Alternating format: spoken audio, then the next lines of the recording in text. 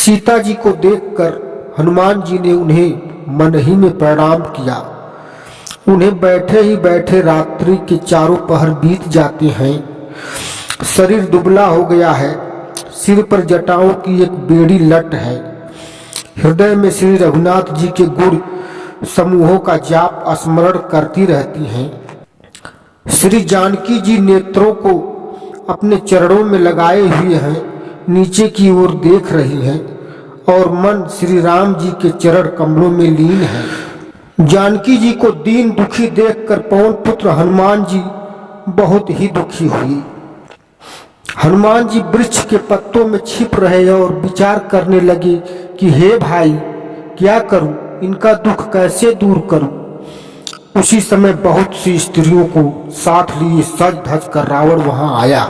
उस दुष्ट ने सीता जी को बहुत प्रकार से समझाया, साम दान भय और भेद दिखलाया।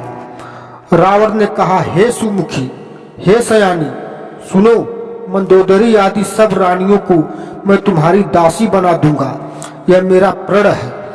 तुम एक बार मेरी ओर देखो तो सही। अपने परम स्नेही कौशलाधीश श्री रामचंद्र जी का स्मरण करके जानकी जी तिनके की आड़ पर्दा करके कहने लगी, हे दशमुख सुन, जुगनू के प्रकाश से कभी कमलिनी खिल सकती है। जानकी जी फिर कहती हैं, तुम अपने लिए भी ऐसा ही मन में समझ ले। रे दुष्ट, तुझे श्री रघुवीर के बाढ़ की खबर नहीं है। रे पापी, तू मुझे सोने में हर लाया है। रे अधम निर्लज, तुझे लज्जा नहीं आती। अपने को जुगनू के समान और रामचंद्र जी को सूरज के समान सुनकर और सीता जी के कठोर वचनों को सुनकर रावण तलवार निकालकर बड़े गुस्से में आकर बोला, सीता, तूने मेरा अपमान किया है। मैं तेरा सिर इस कठोर कृपाण से काट डालूंगा, नहीं तो अब भी जल्दी मेरी बात मान ले। हे सुमुखी, नहीं तो जीवन से हाथ धोना पड़ेगा।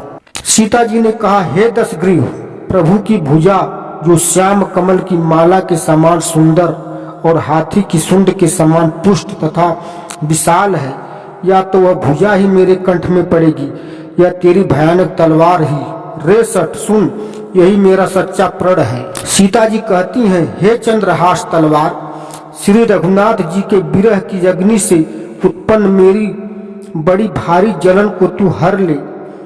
हे तलवार, तू शीतल तीव्र और श्रेष्ठ धारा बहाती है, अर्थात तेरी धारा ठंडी और तेज है। तू मेरे दुख के बोझ को हर ले। सीता जी के ये वचन सुनते ही वह मारने दौड़ा। तब मैं दानव की पुत्री मंदोदरी ने नीति कहकर उसे समझाया। तब रावण ने सब दासियों को बुलाकर कहा कि जाकर सीता को बहुत प्रकार से भय दिखलाओ। यूं कहकर रावण घर चला गया।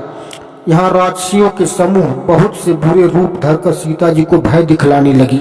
उनमें एक त्रिजटा नाम की राक्षसी थी। उसकी श्री रामचंद्र जी के चरणों में प्रीति थी और वह विवेक ज्ञान में निपुण थी।